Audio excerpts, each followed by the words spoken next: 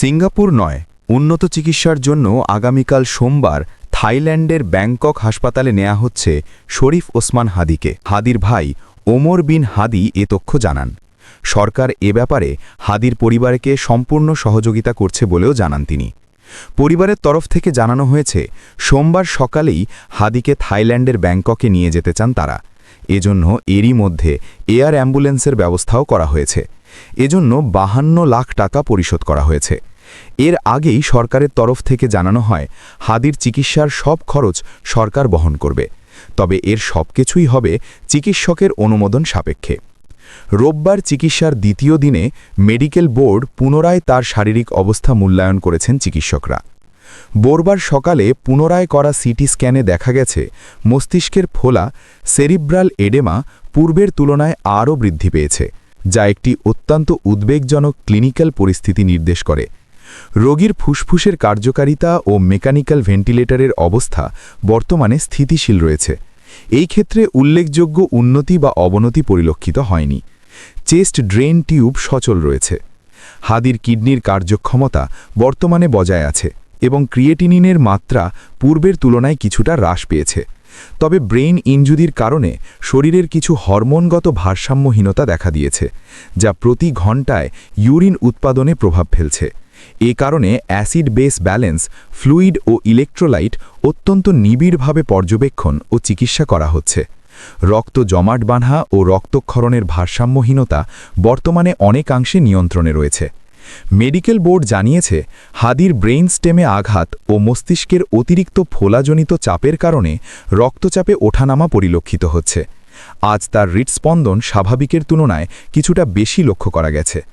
রক্তচাপ ও হৃদযন্ত্রের স্থিতিশীলতা বজায় রাখতে প্রয়োজনীয় মেডিকেল সাপোর্ট চলমান রয়েছে। রোগীর ব্লাড সুগার নিবিড়ভাবে মনিটর করা হচ্ছে। এ ধরনের জটিল ও সংকটাপন্ন শারীরিক অবস্থায় ব্লাড সুগারের ওঠানামা একটি পরিচিত ক্লিনিক্যাল চ্যালেঞ্জ, যা মেডিকেল টিম সতর্কতার সঙ্গে নিয়ন্ত্রণে রাখছে।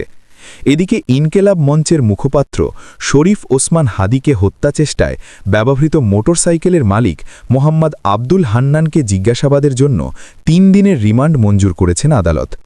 রোববার 14 ডিসেম্বর ঢাকার মেট্রোপলিটন ম্যাজিস্ট্রেট দিদারুল আলমের আদালত এ আদেশ দেন। সবচেয়ে গুরুত্বপূর্ণ বিষয় হল, গত শুক্রবার দুপুরে রাজধানী বিজয়নগরে দুর্বৃত্তদের ছোড়া গুলিতে গুরুতর আহত হন শরীফ ওসমান হাদি। এ ঘটনার শুটারকে নিজেদের এজেন্ট দাবি করে উল্লাস প্রকাশ করছে ভারতীয়রা।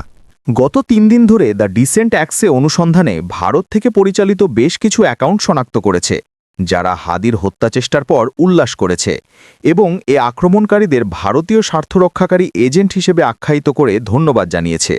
ভারতীয় সাবেক সেনা কর্মকর্তা এবং ভারতীয় campaign group youth for nation TN চ্যাপ্টারের সাধারণ সম্পাদক মেজর মাধান কুমার এক্স পোস্টে দাবি করেছেন, ওসমান হাদি ভারতের উত্তর পূর্ব অঞ্চল দখল করে গ্রেটার বাংলাদেশ গড়ে তুলতে চেয়েছিলেন এবং ঢাকায় অজ্ঞাতনামাদের দ্বারা গুলিবিদ্ধ হয়েছেন।